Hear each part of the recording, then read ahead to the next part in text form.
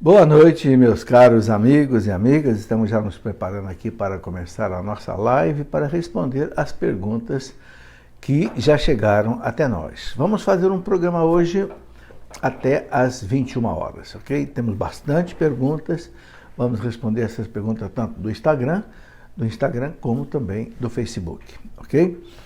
Começando rezando, pedindo a Deus a sua graça, a sua bênção, para a gente poder responder essas perguntas de maneira assim bem clara, bem objetiva e de acordo com aquilo que a igreja nos ensina. Em nome do Pai, do Filho e do Espírito Santo. Amém.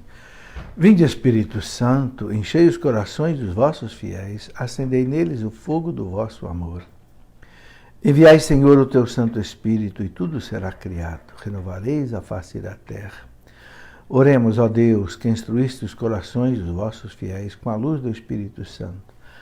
Fazei que apreciemos retamente todas as coisas segundo o mesmo Espírito e gozemos sempre da sua consolação, por Cristo nosso Senhor. Amém. Pedimos, Senhor, a luz do vosso divino Espírito nesta hora, para responder, Senhor, essas perguntas segundo a vossa santa vontade, para a vossa maior glória, para a edificação da igreja, para a salvação das almas.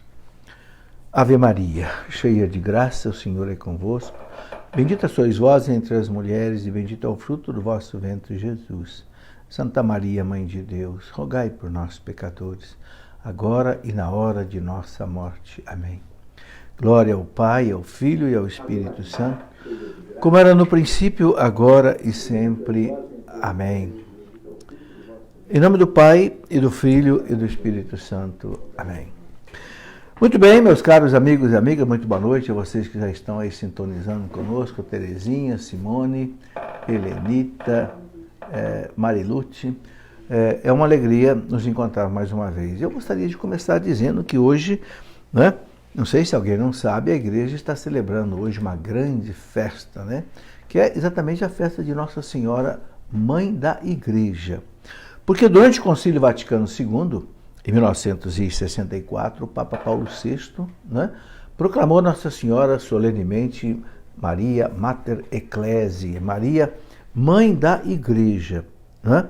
E agora, o Papa Francisco marcou, então, o dia desta festa, colocou na segunda-feira, logo depois de Pentecostes. Porque Pentecostes, nós celebramos o quê? Celebramos o nascimento da igreja, né, a manifestação da igreja ao mundo. E Maria, mãe da igreja, então o Papa juntou as duas festas de maneira assim muito oportuna. A igreja que nasce, mas a igreja tem uma mãe. Porque Maria é mãe de Jesus, e Jesus é a cabeça da igreja. A mãe que gera a cabeça, gera também os membros. Então o Cristo, a igreja é o corpo místico de Cristo. Ele é a cabeça, nós os membros. Maria é a mãe de nós todos. Que beleza. Então, esta é a festa de hoje. Mas vamos aqui com as perguntas que já chegaram. Tem aqui a pergunta do Edgar Leandro da Silva. Gostaria hoje de lhe fazer duas perguntas. A primeira é, quando exatamente encerra a Santa Missa? Bom, a Santa Missa penso que encerra com a bênção final. E quando o padre diz, né, missa est, antigamente em latim, né, a missa terminou, vamos em paz, o Senhor nos acompanhe, demos graças a Deus. Aí termina a missa. Pelo menos liturgicamente é aí. Após a oração, depois da comunhão, ou só com a bênção final do sacerdote? Eu pensei com a bênção final, que faz parte da liturgia da missa, né?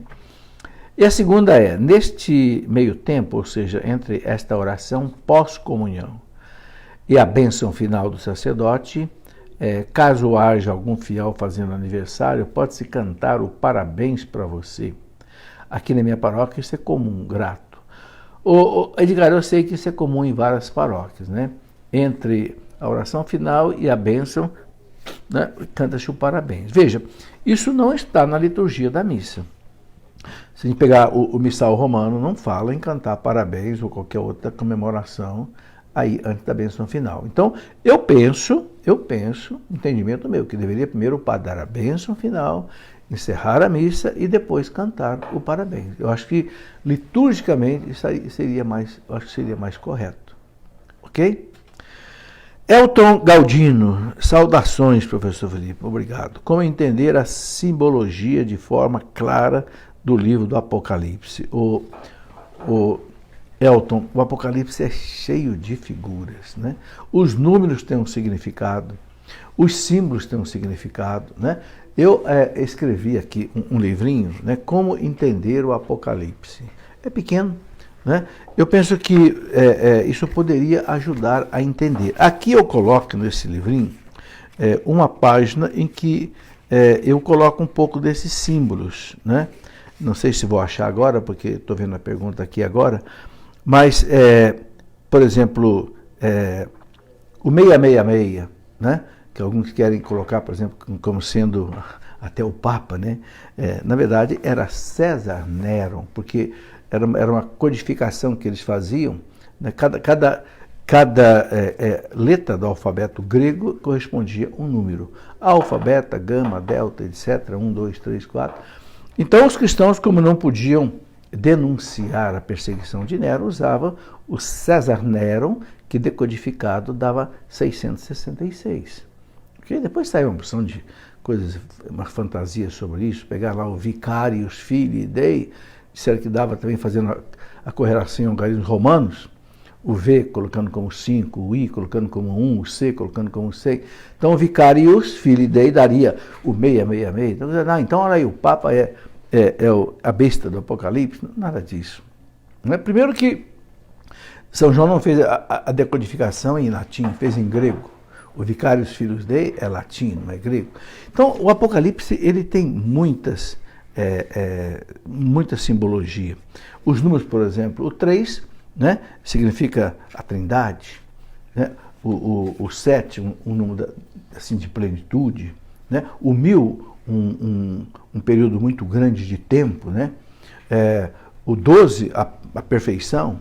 Então, por exemplo, ele fala lá, o número dos que foram salvos, 144 mil. 12 vezes 12 vezes 1000. O 12 é perfeição.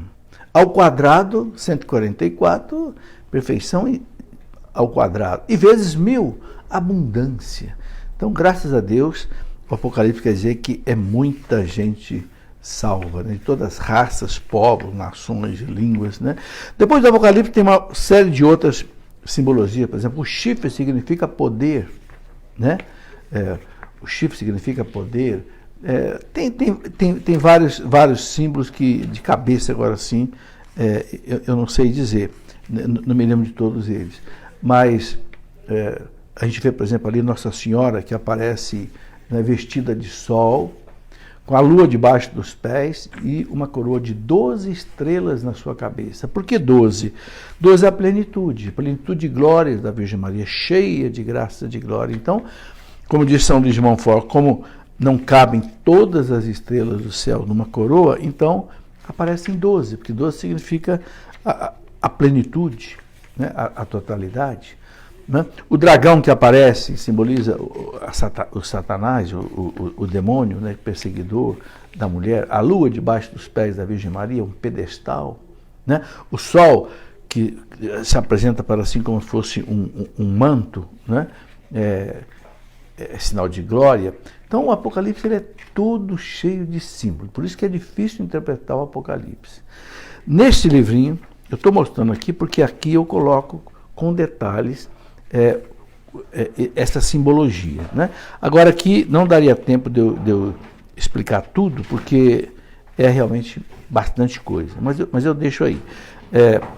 Algumas coisas que rapidamente eu vou colocar aqui, só para você ter assim, uma ideia.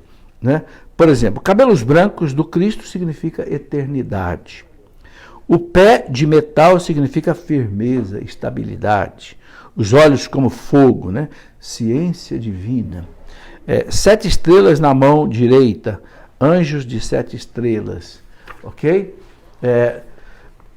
Então, tem muitas coisas aí. Esse livrinho, todos os outros livros que eu vou mostrar aqui, conforme cada pergunta que aparecer, para quem quiser possa aprofundar, você pode encontrar na nossa editora Cleofas. Temos aí um site, loja.cleofas.com.br, é a nossa loja virtual, ok? Muito bem. Vitor Pádua, Paz e bem, Vitor. Há alguma razão espiritual para que nenhum sucessor de Pedro tenha escolhido o nome de Papa Pedro II? Sim. A razão, Vitor, é essa, que todos eles, na verdade, eles simbolizam o mesmo Pedro. Quando Jesus fala para Pedro, tu és Pedro, sobre esta pedra edificarei a minha igreja. Então, isso Jesus diz para cada Papa. Tu és Pedro. Desde o primeiro até o Francisco, tu és Pedro.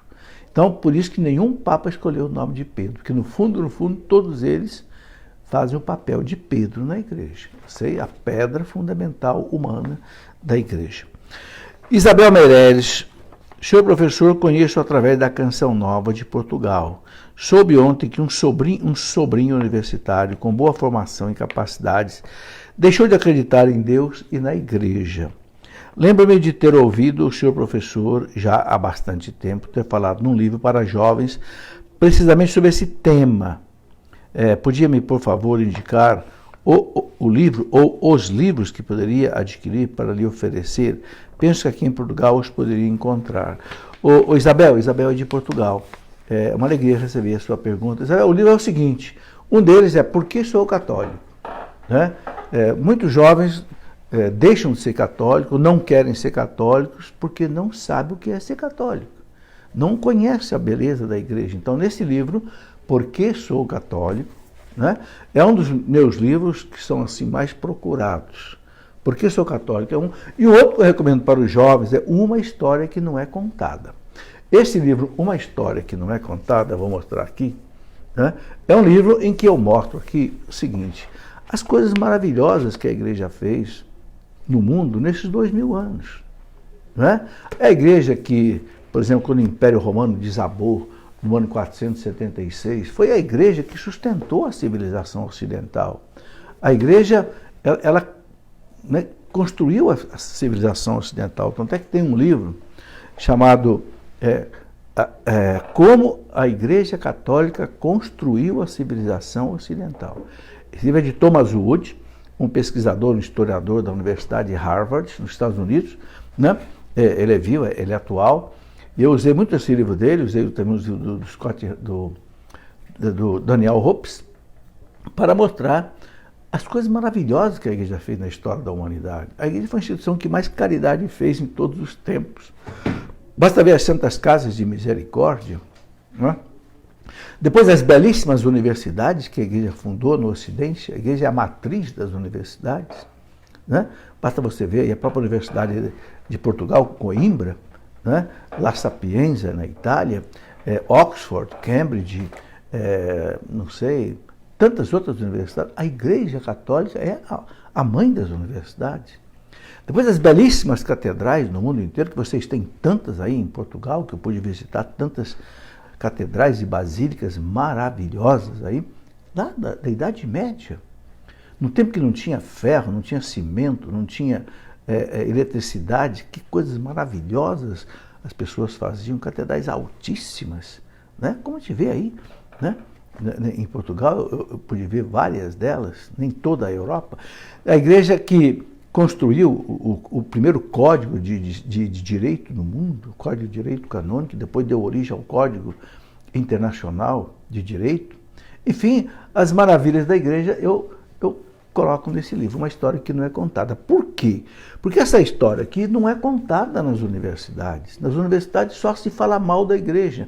Então os jovens começam a ficar com ódio da igreja, abandonam a igreja. Talvez seja o caso do seu sobrinho. Né? Um outro livro que eu escrevi também pensando muito nos universitários foi esse livro aqui, Ciência e Fé em Harmonia. Por quê? Porque Deus me deu a graça de poder estudar a fé e a ciência. Ao mesmo tempo que lá nos meus 28 anos de idade eu fazia meu doutorado em física aqui no Instituto Tecnológico de Aeronáutica, no ITA, à noite eu fazia um curso de teologia. Então eu pude juntar a ciência com a fé. Então eu mostro nesse livro aqui que ambas ciência e fé são de Deus. E eu mostro aqui quantos cientistas aqui, né, de alto nível, assim, prêmios Nobel, foram católicos profundos. Pega um Pasteur, por exemplo, né, o pai da microbiologia, né, francês, um homem catolicíssimo. Você pega André-Marie Ampère, o homem que descobriu a lei, né, da corrente elétrica era um homem catolicíssimo.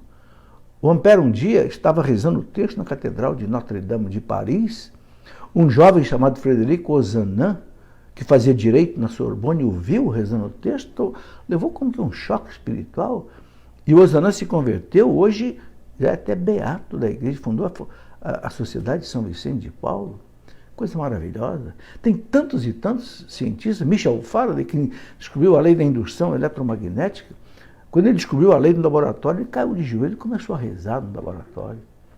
Então, mostrar aos jovens que a ciência e a fé são duas coisas compatíveis. Ok? Então, esses são um dos livros que... tem muitos outros que você pode conhecer aí na nossa página da internet. Cleofas.com.br, pode ver aí mais de 100 livros, né, que são sobre a nossa doutrina. Muito bem, eu tenho aqui a pergunta da Maria Helena Gouveia. Quais são os critérios para ser ministro eucarístico? Maria Helena, evidentemente tem que ser uma pessoa, né, que tem uma certa formação católica, né, tem uma conduta, eu diria, exemplar, né? E aí quem faz essa seleção é o pároco, né? Normalmente o pároco faz com aquelas pessoas que ele está acostumado, pessoas piedosas, que gostam de rezar, que têm um amor à Eucaristia.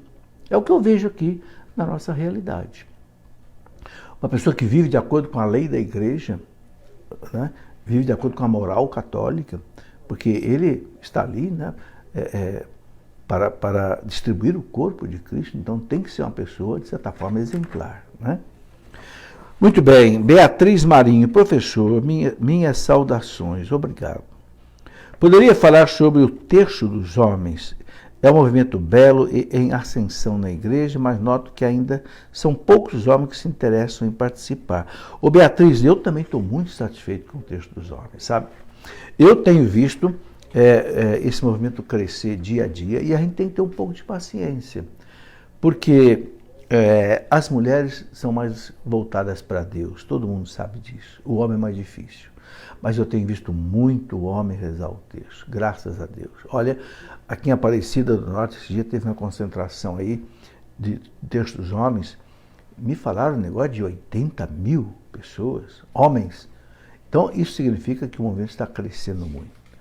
Vamos rezar, vamos incentivar, né? Eu fico muito feliz quando sou convidado, inclusive, por eles, para pregar para eles. A coisa está caminhando. Eu penso que é mais uma ação do Espírito Santo no meio da igreja, né? Pelo terço de Nossa Senhora. Eu penso que isso aí deve ser, inclusive, uma ação de Nossa Senhora mesmo. Kátia Pereira pergunta o seguinte: professor, é correto católicos procurarem terapias alternativas como Reiki, florais de Bach, florais de Saint-Germain, métodos de autocura como Ho'oponopono, hipnose condicionativa? Kátia, tudo é preciso ver se há alguma coisa que não se compactua com a fé católica. Eu escrevi um livro, Falsas Doutrinas, Falsos Profetas, em que eu coloco uma série de explicações sobre essas coisas, que são artigos que foram escritos por um homem muito competente, um monge beneditino, que já morreu, mais de 80 anos, Dom Estevão Bittencourt. É um livro, esse livro aqui, Falsas Doutrinas, não tem nada meu. Então ele tem um org aqui, está escrito assim, organizador. Eu apenas organizei, com autorização do Dom Estevão Bittencourt. Ele publicou uma revista durante mais de 50 anos, Pergunte e Responderemos, e ele analisava todas essas coisas, né? Então, por exemplo, com relação ao Reiki, ele não recomendava, tá? Porque ele dizia que tinha coisas ali que não era compatível com a fé católica, no caso do Reiki. No caso dos florais de Bach, ele dizia o seguinte: se for apenas um tipo de um chá que a pessoa toma, sem nenhuma conotação espiritual, ele achava que não tinha problema. Mas, às vezes, é usado com uma conotação espiritual, aí ele dizia que não devia ser usado. Agora, eu não sei, não vi nenhum artigo dele sobre florais de Saint-Germain, nem método de autocura. Agora, o que eu penso é o seguinte: a medicina, ela é no Brasil fiscalizada e aprovada pelo Conselho Federal de Medicina. Então eu penso que para a gente ter uma segurança, inclusive na parte técnica, saber se o método está sendo usado é um método reconhecido pela medicina, ou pelo menos consultar a um médico, seja do mesmo ramo, para saber se aquilo ali tem fundamento, se faz bem, se não faz bem. A igreja só coloca isso, verificar se há uma medicina pura, sem nenhuma conotação esotérica, ocultista. Se tiver, não use. Entende? Mais ou menos a orientação da igreja é essa. Fernanda Antonini, tenho um filho de 10 anos. Quando ele nasceu, frequentávamos um grupo evangélico. Há 3 anos, mais ou menos, voltei para a igreja católica. Porém, levar meu filho é algo muito estressante, pois ele reclama desde antes de ir. Ele quis ser batizado com 9 anos. Iniciou a catequese, pois mudamos de cidade e ainda não retornou. Me pede, por favor, para não ir à missa, pois acha muito chata, que se tivesse espaço só para criança seria melhor. Igual era na Evangelho. Não sei o que fazer. Se levo à força ou devo de acontecer pouco a pouco. Estou morando na Espanha, as missas são curtíssimas e tradicionais. Fernanda, eu sei que esse assunto é um assunto difícil, né? Não é fácil levar uma criança para a missa, né? Alguns lugares colocam uma missa assim mais adaptada para a criança, o que facilita. Na Espanha, as missas são bem tradicionais, eu sei que são muito curtas, né? Um evangelho assim, a homilia bem curta, já pude participar ali.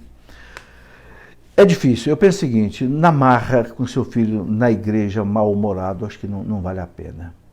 Não vale a pena. Eu acho que precisa fazer um trabalho com ele primeiro, em casa, de catequese, né? E, não sei, na medida do possível, encontrar alguma missa que possa ser mais adequada à criança, né? Realmente eu sinto que na igreja católica falta um pouco dessa pedagogia. Há lugares que têm missas especiais para crianças, né? Isso é muito bom, né? Agora, enquanto não tem, eu acho que aí tem que levar a criança também na marra, na missa, acaba ela ficando com mais raiva das coisas de Deus do que ter aproveitamento. Muito bem, temos aqui a Fernanda, Lidi Maria. Qual medida tomar quando um padre defende o aborto, sendo capaz até de enviar vídeos e textos para os fiéis, sabendo que a Igreja Católica a pastora Romana explicitamente contra? Eu acho que a solução é bem rápida, né? Se você conversa com o padre insiste em querer aprovar o aborto, tem que ser denunciado ao bispo. Não tem outro caminho. Denunciar ao bispo, né? Porque realmente é um pecado gravíssimo. Veja que a igreja no Código de Direito Canônico está lá, a igreja excomunga a pessoa que pratica o aborto ou quem ajuda o aborto, né? Eu li na internet esses dias que os bispos americanos colocaram um decreto proibindo de comungar os parlamentares americanos que forem a favor do aborto. Proibiu de comungar. Não foram excomungados da igreja, mas não podem comungar. Agora, se a pessoa pratica o aborto, agora um padre ser a favor do aborto, eu penso que o que é preciso fazer é pegar uma prova concreta disso, né? E levar para o bispo. E aí, deixar o bispo tomar as providências que o bispo tem que tomar. O bispo é para isso, é para preservar a sã doutrina da fé.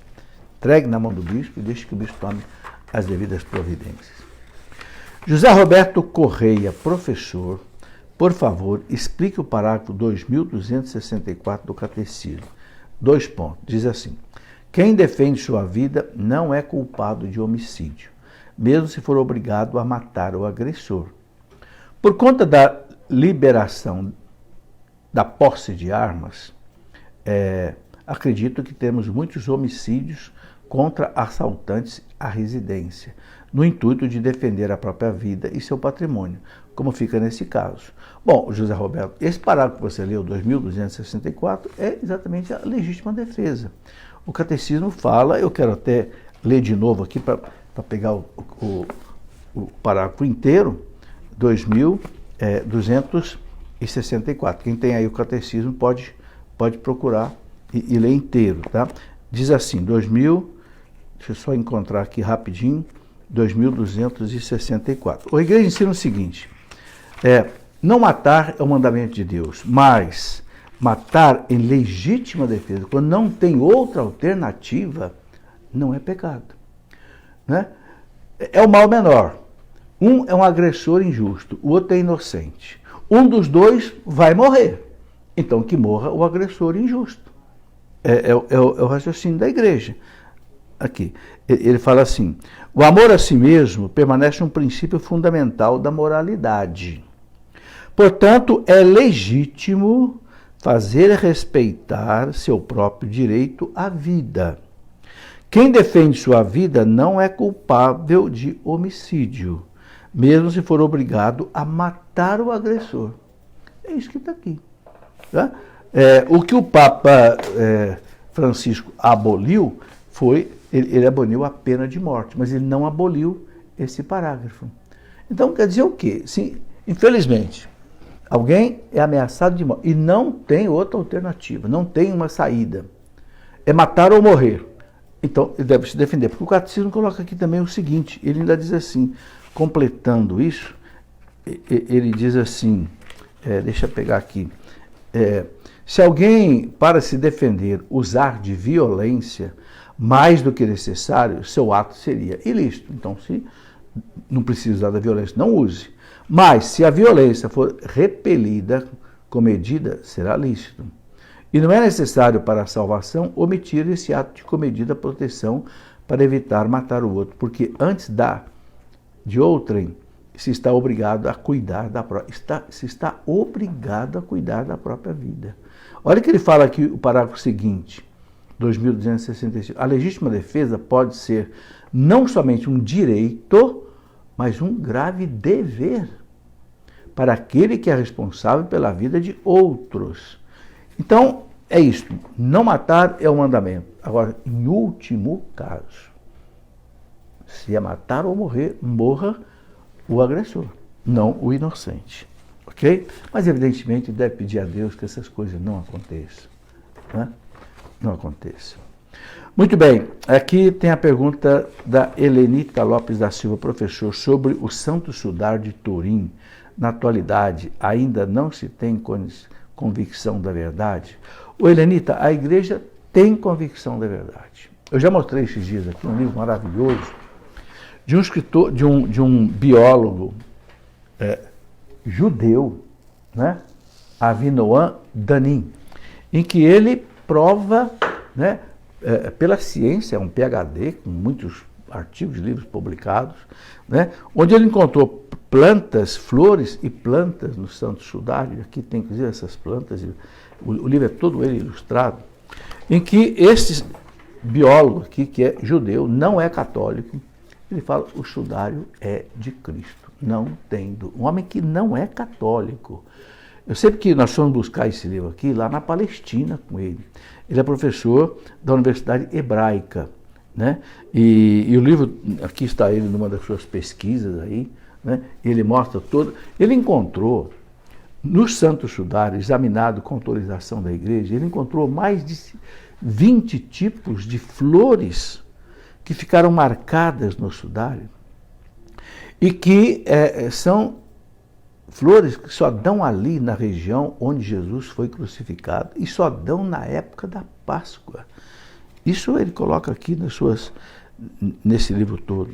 Né? É um livro maravilhoso. Eu fui buscar lá em Israel, porque eu já li muito livro de sudário escrito por biólogos católicos, mas por um judeu que não é católico, não tem Jesus Cristo como Deus, é a primeira vez que eu vejo. Okay? Por isso nós publicamos esse livro, para colocar esse fundamento aí. A igreja não tem dúvida. Tanto assim que os papas vão lá venerar o sudário. Os papas não iam venerar o sudário, né, e colocar à exposição do povo se a igreja não tivesse dúvida. Agora, a igreja deixa agir ao livro Estudo da Ciência para examinar o sudário. Né?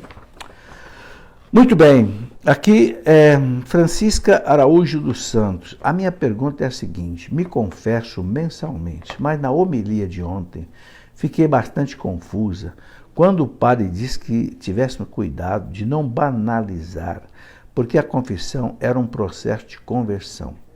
E a igreja aconselhava a confessar uma vez por ano.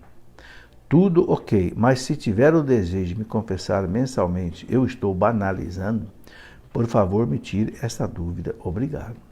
Ô Francisca, os santos queriam confessar todo dia. Sabe o que acontece? É que muitas vezes a gente não se examina bem. Então acho que não tem pecado. Acho que pode ficar um ano sem se confessar. Quando a igreja coloca no mandamento da igreja, um dos mandamentos da igreja, que está no catecismo, né? A obrigatoriedade de confessar e comungar ao menos uma vez por ano, é o mínimo minimorum. O mínimo dos mínimos. Ok? Mas é claro, né, que a gente precisa de muito mais. A Bíblia diz que a gente peca 7 vezes por dia. Os santos queriam se confessar todo dia. Eu também me confesso mensalmente. E para mim me faz muito bem. Porque a confissão não é só também para perdoar pecados. É também para nos fortalecer na luta contra o pecado. Portanto, eu não concordo com isso que esse padre diz. E não é a orientação da igreja. Não sei, tem gente que se confessa a cada 2 meses, cada 3 meses. Mas eu penso que 1 ano é muito tempo. Uma pessoa que vai fazer um exame de consciência em 1 ano, essa pessoa nem lembra mais do que fez de errado. Porque o catecismo da igreja fala o seguinte, quando a gente se confessa, os pecados graves, a gente deve quantificar. Quantas vezes eu cometi esse pecado? Eu roubei? Roubei quanto? Eu adulterei? Quantas vezes? Eu caí nesse pecado? Quantas vezes? Agora, depois de 1 ano sem se confessar, quem que lembra? Não. Sinceramente, eu penso que é muito pouco. Né? Muito pouco a confissão durante o ano. É o mínimo que a igreja exige. Mas a igreja, ela sabe que ela tem filhos de todos os tamanhos. Né? Então, ela exige o mínimo, deixando que a gente faça o máximo. Né? Marcos Paulo Boechat Frois. O que, agora é a pergunta do YouTube, né? Meus amigos do YouTube, o que foi que os protestantes denominam como período interbíblico e o suposto silêncio profético? Bom, esse período interbíblico ou suposto silêncio profético foi o tempo em que nós ficamos sem algum profeta escrever nada na Bíblia. Né? O último profeta que deve ter escrito alguma coisa deve ter sido o profeta Zacarias ou Malaquias, e depois nós ficamos um longo período até começarem a surgir os evangelhos, aí, mas já por volta do ano 50. Né? Então, ficamos aí vários séculos sem ter nenhum escrito, vamos dizer assim, bíblico inspirado pelo Espírito Santo. Então, quando eles dizem um silêncio profético, por que não tem? Porque Deus achou que não era necessário. Com a advertência de todos os 4 grandes profetas, Isaías, né, Jeremias, Ezequiel e Daniel, depois os 12 profetas menores, né, Oséias, Baruque, etc., né, Joel, eles já tinham colocado toda a fundamentação de como é que seria o Messias, a chegada do Messias. Né? Então pronto, agora ficou na expectativa desse Messias chegar. E quando o Messias chegou, retomamos então os livros do Novo Testamento. A explicação básica é isso, certo? Muito bem, Chaka de Virgin Gold Saints. Como eu posso proceder se não tenho tempo para fazer a catequese para adultos? Há alguma outra maneira de me batizar? Chaka, para você ser batizada, a igreja exige uma catequese. Então, seguinte, procure o seu pároco. E ele pode te orientar, como é que você pode, de repente ele pode te dar, olha, então faz o seguinte, leva o catecismo da igreja ou um catecismo apropriado para a primeira comunhão, mais resumido. E você pode estudar em casa sozinho, quem sabe? Quem sabe, eu estou falando porque você vai ter que resolver isso aí com o seu pároco. Ou ele pode colocar uma pessoa para te orientar, no pouco tempo que você tiver, vai ser possível. Se você tem a vontade de ser batizado, e o batismo é importantíssimo porque nos põe na igreja, nos faz de novo filhos de Deus, herdeiros do céu, templo da Santíssima Trindade. Vale a pena você fazer um sacrifício, economizar algum tempo, pedir ao pároco que te dê alguém que ajude a você. A catequese de adultos, hoje é muito comum na igreja, né? Até que você possa ser batizado. Denise da Silva Lima, sobre a questão do missal. O que dizer sobre as profecias de Nossa Senhora quando ela fala sobre o missal que será rasgado? Então começaria o fim. Teríamos que não levar esta profecia. Bom, primeiro que eu não conheço essa profecia de Nossa Senhora que fala de rasgar o missal. Segundo, não sei se a igreja confirma essa profecia como autêntica. Porque não é porque publicaram, Nossa Senhora falou isso. Espera aí. O que a igreja diz? Quem confirma isso, quem confirma as revelações de Nossa Senhora, primeiro é o bispo da diocese, depois o Vaticano. Algum bispo confirmou isso? Eu nunca vi. Nunca vi, sinceramente. Agora, o missal, quem cuida do missal é o Papa. Só quem pode mudar o missal da igreja é o Papa. E ele muda através da Sagrada Congregação, dos ritos e da disciplina dos sacramentos, que são cardeais especializados em liturgia. Ora, se nós ficarmos colocando em dúvida todas essas coisas, nós não vamos mais acreditar na igreja. Se o missal romano, que foi alterado, que está sendo traduzido agora para o português, depois vai ser remetido a Roma para o Papa aprovar. Se for aprovado, amém. Se nós não aceitarmos isso, então nós não vamos aceitar mais nada da igreja. Entende? Então eu acho que nós temos que esperar esse missal, essa mudança do missal acontecer, né? A congregação lá da disciplina dos sacramentos vai analisar a tradução feita no Brasil e vai ver se está certo ou não. Eu penso que nós, como católicos, temos que aceitar isso, não temos que ficar... Será que nós, leigos, que não entendemos profundamente de liturgia, nós vamos questionar essas coisas? Olha, sinceramente, eu não me sinto com coragem de fazer isso. Ieda Maria Silva, prezado professor, ao ouvir suas palavras a respeito das denúncias de pessoas de dentro da igreja, lembrei-me de uma frase de um santo, olha o lobo. Então devemos nos calar diante dos descalabros destes. Não, Ieda, eu acho que não tem que se calar, eu acho que a gente tem que dar a solução correta. Como é que Jesus orienta? Ele chama de a correção fraterna. Alguém errou? O que Jesus dá no Evangelho de São Mateus, capítulo 18? Vai lá e conversa com a pessoa. Você errou. De acordo com a documentação da igreja, o catecismo, você está errado. Vai mudar? Não, não vou mudar. Então o que Jesus diz? Leve 2 ou 3 testemunhas com você. Se a pessoa não mudar, leve-o à igreja. Se ele não ouvir a igreja, então considere um publicano, um pecador. Ora, o que é a igreja para nós? É a autoridade. É o bispo, é o núncio apostólico, é o Papa. Se a coisa estiver errada, você levou ao bispo. Não, o bispo não tomou providência. É um absurdo, é um erro, o bispo não tomou. Vai ao núncio apostólico em Brasília, manda uma carta para o núncio. Senhor núncio, está acontecendo isso, aquilo assim. Já fui ao padre, já fui ao bispo, ninguém toma providência. O núncio vai tomar a posição dele. Se o núncio achar por bem, manda para o Papa. Agora, a partir do momento que a gente faz a denúncia ao bispo ou ao núncio, a gente não tem que fazer mais nada. O problema escapou da nossa mão. Nós não somos da hierarquia da igreja. Quem tem que tomar as providências da igreja é a hierarquia. Sabe, gente, é como no exército, na marinha, na aeronáutica, tem uma hierarquia. O soldado tem uma queixa, vai ao cabo, o cabo vai ao sargento, o sargento vai ao tenente, o tenente vai ao capitão, o capitão vai ao major, o major vai ao tenente-coronel, o tenente-coronel vai ao coronel, o coronel vai ao general. Se a gente quebra essa hierarquia, gera desorganização. Bom, Silas Camilo. Querido professor Felipe, recentemente participei de um congresso mariológico em Aparecida e houve divergências agudas a respeito da necessidade de um 5º dogma mariano, a saber, o dogma da corredenção de Nossa Senhora. Qual a sua opinião pessoal sobre essa questão? Grande abraço e minhas orações por sua pessoa e seu apostolado. Muito obrigado, Silas.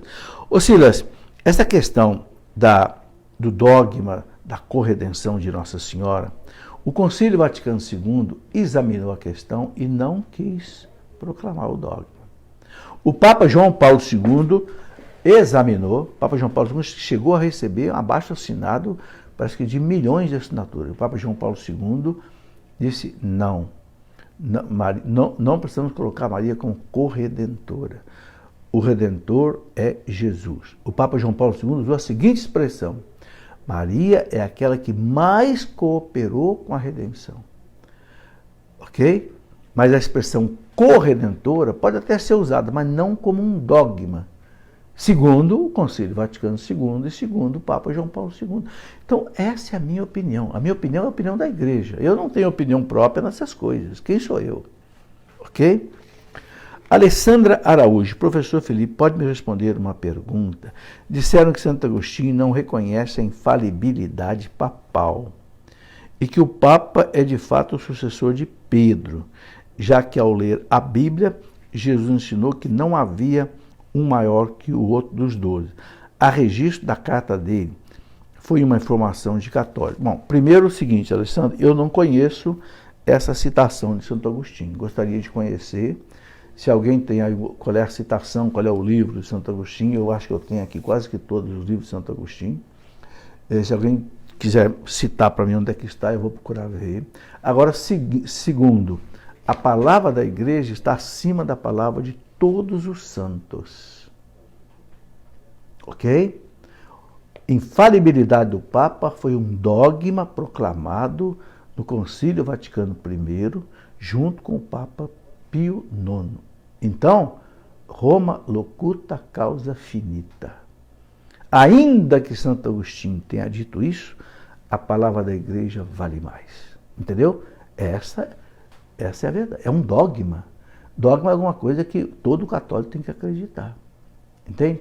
Então, eu não sei qual é essa citação de Santo Agostinho, gostaria de saber, mas digo com toda a convicção. Ainda que Santo Agostinho tenha dito alguma coisa nesse aspecto, o que vale é a palavra da Igreja, é o dogma proclamado em 1870 no Concílio Vaticano I. Júlia Ribeiro, continua ainda Instagram? Creio que sim, né? YouTube. Júlia Ribeiro, professor Felipe Aquino, sabendo que temos que seguir as normas da Igreja para a nossa salvação, gostaria de saber como ficam os jovens dessa geração que são bons, mas não vão à Santa Missa, não acreditam em nada, não rezam. Se morrerem jovens, para onde vão? Ô Júlia, esta pergunta sua só Deus pode responder. Só Deus sabe fazer justiça perfeita, né? Deus sabe que a gente não dá aquilo que a gente não recebeu. Então, o que diz a Igreja quando fala da salvação? Né?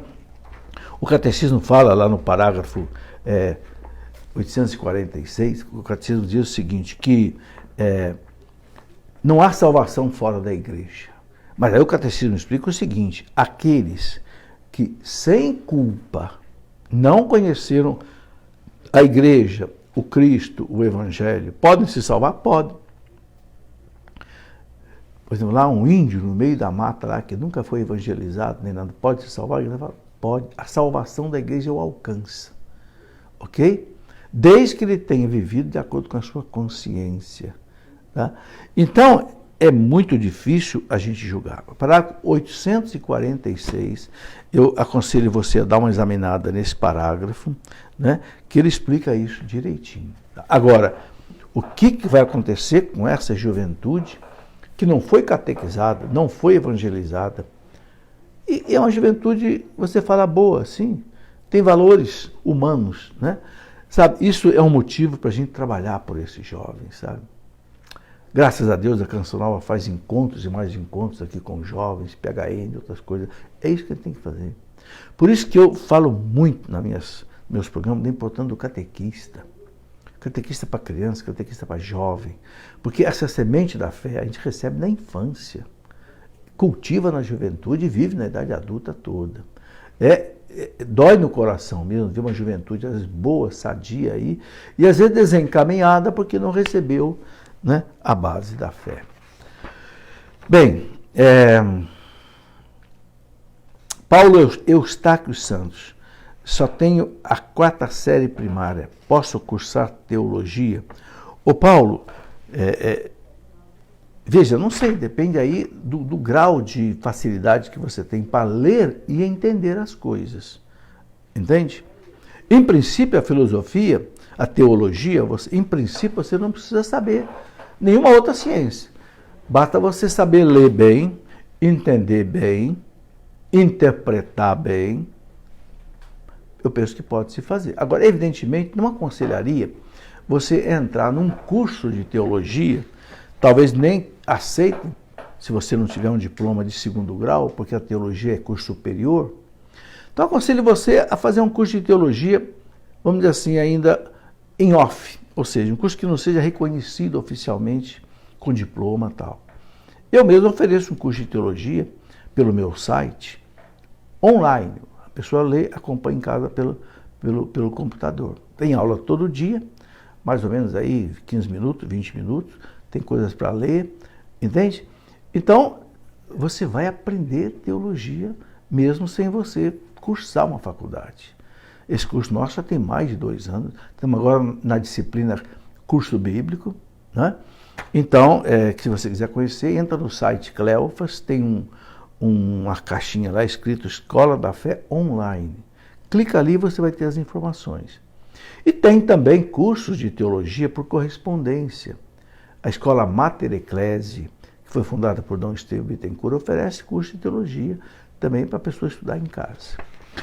Muito bem.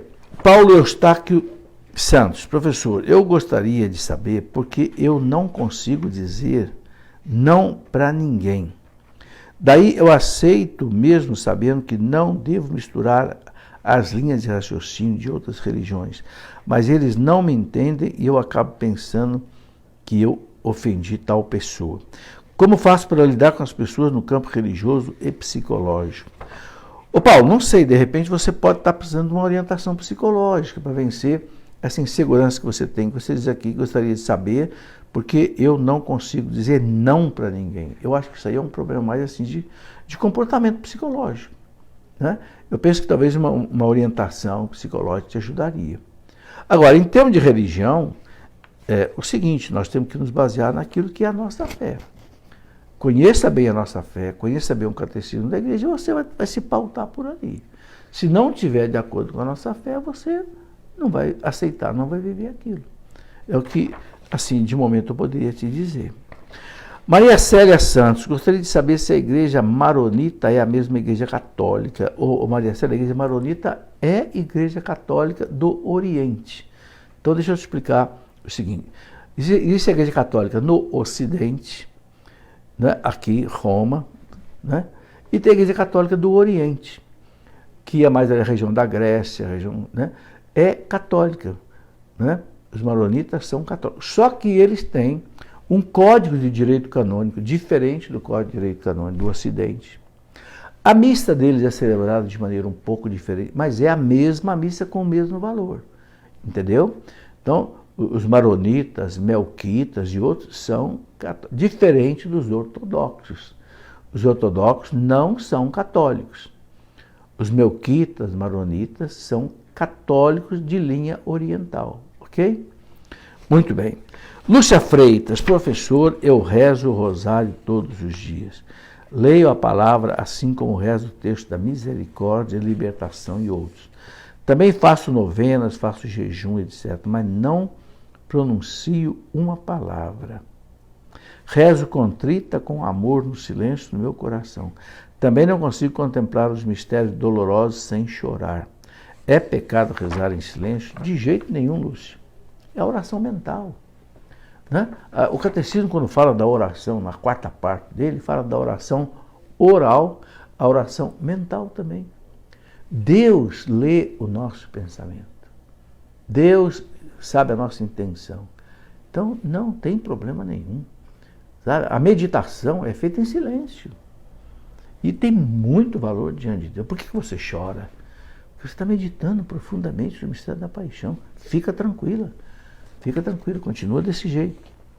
Luciene Antônia. Olha, professor, eu acolho suas palavras em tudo, menos quando se refere ao missal. Sou do mesmo pensamento de alguns tradicionais. Existem coisas que podem ser mudadas para adaptação, mas o missal não deve mexer. Não é algo que depende apenas dos homens que são sacerdotes, mas muito mais do lado espiritual da parte dos céus, entende? E esse lado espiritual não muda, é fiel exatamente como foi o primeiro dia. A igreja precisou de anos para se chegar ao que se tornou. Sim, e talvez por isso não deveriam mexer tanto. Acredito ser uma falsa necessidade essa ideia de que é preciso mudar. É triste ver que parte do clero não enxergue que coisas assim só trazem confusão e não contribuem, mas se perde a santidade, a sanidade. O Luciene, o missal já mudou muitas vezes na história da igreja. Não é agora a primeira vez que o missal está mudando, não. O Código de Direito Canônico da igreja já mudou várias vezes. O catecismo grande da igreja já mudou várias vezes. Por quê? Porque os tempos mudam. As palavras precisam ser melhor explicadas. Então, o que a mudança no missal faz, em princípio, não é mudar nada do conteúdo, é mudar a forma. Bom, eu já falei do missal aqui, não preciso falar de novo, né? Eu confio na igreja, confio no Vaticano, confio na Santa Sé. Se não confiar, eu vou deixar de ser católico. Simplesmente, né, eu vejo isso. Bom, pergunta aqui do Instagram, José Robert. Professor Aquino, o que significa a palavra Imaculada Conceição de Maria? Deixa eu tomar só um gole d'água aqui, eu já respondo essa pergunta.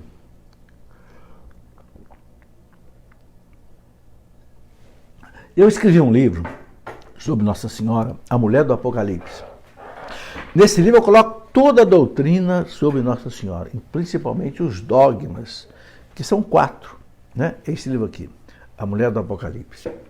Nesse livro eu coloco o que a igreja ensina sobre Nossa Senhora. O dogma da Imaculada Conceição, o dogma da virgindade perpétua, o dogma da Assunção ao céu, o dogma da maternidade divina e também as devoções a Nossa Senhora, né? Nossa Senhora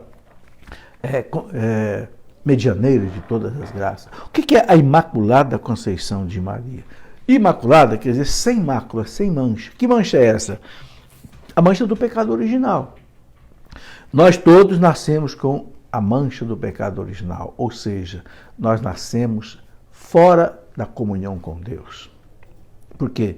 Porque no paraíso, nossos pais foram expulsos do paraíso, por causa do pecado. E nós nascemos, então, no pecado original, ou seja, longe da graça de Deus, longe de Deus. Ok? Cristo veio e nos traz de volta. Morreu na cruz para pagar o preço do pecado da humanidade e pelo batismo aplica-se a nós a redenção. Ou seja, voltamos para a comunhão com Deus, voltamos a ser filhos de Deus, herdeiros do céu, ok? E filhos da Virgem Maria, passamos a ser templo do Espírito Santo. A Virgem Maria não teve o pecado original, foi a única criatura humana que não teve, porque o Papa, quando proclamou o dogma da Imaculada Conceição, em 1854, Papa Pio IX, ele disse, pelos méritos da morte do seu filho na cruz, pelo sangue de Cristo a ser derramado, Maria foi isenta do pecado original, ok? Alguém pode perguntar, mas como se o filho não tinha nem nascido ainda? Não tinha nem nascido para nós, mas no plano de Deus, para Deus não tem passado e para Deus não tem futuro, para Deus tudo é presente. Deus aplica ao sangue de Cristo para impedir que o pecado original tocasse a Virgem Maria. Esse é o dogma. Nesse livro que eu mostrei, A Mulher do Apocalipse, tem um capítulo inteiro sobre a Imaculada Conceição. E eu quero colocar um detalhe que é muito interessante. O Papa proclamou esse dogma em 1854. 4 anos depois, 1858, Nossa Senhora começou a aparecer em Lourdes, né, para aquela menina, Bernadette Soubirous. E o padre da cidade queria saber o nome da senhora, né? E Bernadette perguntou para Nossa Senhora, o que a Nossa Senhora disse? Eu sou a Imaculada Conceição. Bernadette não entendeu nada. Ela não falava nem o francês, ela falava um dialeto. E Nossa Senhora falou em francês com ela, Je suis l'Immaculée Conception. Quando Bernadette contou para o padre quase caiu das pernas. O quê? É a Imaculada que está aparecendo para você? Que há 4 anos atrás o Papa proclamou como dogma? O padre acreditou, o bispo acreditou, nós temos lá em Lourdes um dos maiores santuários marianos do mundo. Olha o que Nossa Senhora veio dizer. Primeiro, eu sou imaculado, eu não tenho pecado original. Segundo, pecado original existe, só eu que não tenho. Terceiro, o Papa não erra. Aí está a infalibilidade do Papa. Ela veio confirmar o dogma, certo? Então, Imaculada Conceição, quer dizer, ela foi concebida no seio dos seus pais sem o pecado original. Fragale Andréia, fui convidada para ser catequista de pré-adolescentes, mas preciso estudar e me preparar melhor. Qual o melhor livro para mim? O Fragale, o Catecismo da Igreja é o texto básico para a gente aprender a catequese. A catequese tem 4 partes importantes. Ensinar o credo, os 12 artigos do credo, que é certo? Ensinar os sacramentos, a liturgia sacramental, ensinar a moral católica, que é centrada nos 10 mandamentos, e a espiritualidade, que é a oração. O catecismo tem isso. Então eu penso que você pode... Agora, eu tenho vários livros que ajudam também para você entender melhor essas coisas. Por exemplo, tem um livro sobre Nossa Senhora que eu acabei de mostrar, tem um livro sobre a Eucaristia, né? Tem livro sobre a confissão, tem livro sobre os dogmas, né? Vou mostrar o livro dos dogmas, né? Os dogmas da fé católica. É isso que um catequista tem que saber para explicar bem para o jovem. Olha, esse livro aqui, Os Dogmas da Fé. Tá? Vou mostrar aqui no Facebook, vou mostrar aqui no Instagram. Os dogmas da fé. O que é verdade de fé que não... A palavra dogma, do grego, quer dizer verdade. O que a igreja considera verdade que não muda? Né? Então aqui você tem os dogmas sobre os sacramentos, os dogmas sobre a Virgem Maria, os dogmas sobre a Eucaristia, os dogmas sobre a oração. Entende? Isso é que é preciso, assim, sabe, vale a pena você estudar bastante, você vai gostar de estudar. E quanto mais você estudar, você mais facilidade vai ter para dar suas aulas, pode ter certeza disso. Eu quero parabenizar você, sabe? Porque se tem uma coisa que eu valorizo muito, eu costumo dizer nos meus programas, se eu tivesse que dar uma medalha de ouro hoje na igreja, eu dava para um bom catequista. Gui Fernandes, o que é solenidade ou solene? Gui, solenidade é a maior festa litúrgica que a igreja tem. A igreja tem vários tipos de festa litúrgica. Tem o que ela chama de memória. Por exemplo, hoje não é solenidade, hoje é memória, né? Memória de Nossa Senhora, Mãe da Igreja, a festa de hoje. Tem o que nós chamamos de festa, que é uma celebração litúrgica melhor, e tem a solenidade, que é a festa, a solenidade litúrgica mais importante. Então, a solenidade são os grandes acontecimentos, por exemplo, Natal, né? A ressurreição de Cristo, né? A Assunção de Nossa Senhora ao céu. Os grandes dogmas, né? Normalmente são solenidades, né? Que a igreja destaca num grau aí da liturgia, certo?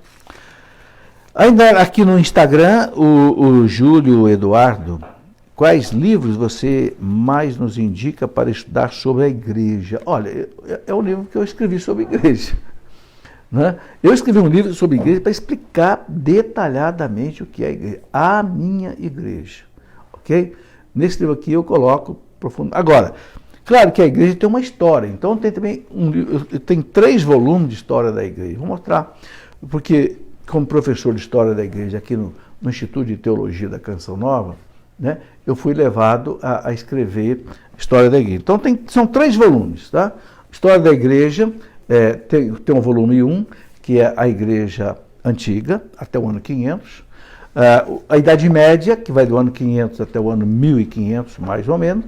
E depois a Idade Moderna e Contemporânea, né, que vai aí até os nossos dias. Né? Então, quem quer estudar profundamente a Igreja, além da doutrina, né, os dogmas que a Igreja ensina, que eu já mostrei, a história da Igreja. Agora, a Igreja como instituição, né, una, santa, católica, apostólica, a infalibilidade do Papa, o primado de Pedro, nesse livro, A Minha Igreja, eu coloco todas essas coisas. Inclusive eu coloco ali todas as vezes que um Papa proclamou um dogma, solenemente. Tem aí. Então aí a gente passa a conhecer o que é o Vaticano, o que é a Santa Sé, o que é o Núncio Apostólico, enfim, conhecer inclusive a estrutura e a hierarquia da Igreja. Bom, Valdecleiade. O que é o pecado da omissão? Dê um exemplo desse pecado. O Valdecleide, São Tiago fala assim, quem pode fazer o bem e não faz, peca. Então eu penso que toda vez que a gente pode fazer o bem para alguém e a gente não faz, a gente está pecando. Por exemplo, Jesus, quando perguntaram para Jesus, quem é o meu próximo? Amar a Deus sobre todas as coisas. E o próximo como é? Aí o fariseu perguntou para Jesus, quem é o próximo? Jesus deu o exemplo do bom samaritano. Aquele judeu, né, descia de Jerusalém para Jericó, foi atacado pelos ladrões, roubado, deixado ele quase morto na beirada do caminho. Passou um sacerdote, não deu bola. Passou um levita, não deu bola. Pecado de omissão. Aí passou um samaritano, que era inimigo do judeu, e foi lá socorrer o judeu. É claro que eu não vou dizer para você, está socorrendo qualquer pessoa aí, de repente pode ser uma pessoa que queira fazer o mal, tal, mas ali não era o caso. Ali era a pessoa que estava machucada, devia ter até, não sei, gemendo, quem sabe, e a pessoa podia socorrer. Então o que eu penso? Eu penso que o pecado de omissão é aquele pecado quando a gente pode fazer alguma coisa e não faz, por comodismo, por preguiça, entendeu? Entende? Mas aquilo que está... A gente não é obrigado a fazer o bem para todo mundo, gente que está longe de nós, mas o próximo, aquele que está na minha frente, que eu posso ajudar, eu penso que esse seja um pecado de nós todos. Eu penso que o pecado de omissão é um pecado de nós todos. Eu sempre que eu me confesso, a última coisa que eu falo para o padre é isso, padre, quero confessar meus pecados de omissão. Porque realmente, a gente na nossa preguiça, no nosso comodismo, a gente deixa passar certas coisas, não é verdade? Não tem receio nenhum de dizer isso. Mas eu penso que seja isso. Regina Mota Silva, por favor, professor, explique para nós católicos, para a igreja, por que a igreja não acredita na reencarnação? Regina, por que Cristo não acredita na reencarnação? Veja, Cristo diz que nós nos salvamos pela ressurreição, não pela reencarnação. Nós nos salvamos porque o Cristo pagou o preço do nosso pecado com a sua morte, com a sua cruz. Então, quem crê em Jesus Cristo, né, professa Jesus Cristo com a boca de São Paulo, será salvo. Né? E está escrito lá nos Atos dos Apóstolos, capítulo 4, versículo 12, não nos foi dado outro nome abaixo do céu, do qual nós tenhamos salvação, a não ser Jesus Cristo. Agora, o que acredita o Espiritismo? Que a pessoa se salva independente de Jesus Cristo, independente da morte, a pessoa salva por sucessivas reencarnações. E ninguém vai ser condenado, todo mundo vai se salvar, desde que faça todas as reencarnações necessárias e suficientes para a pessoa chegar à purificação total. A igreja não acredita nisso. A igreja acredita que nós somos salvos, perdoados dos nossos pecados, pela morte e ressurreição de Cristo. É isso.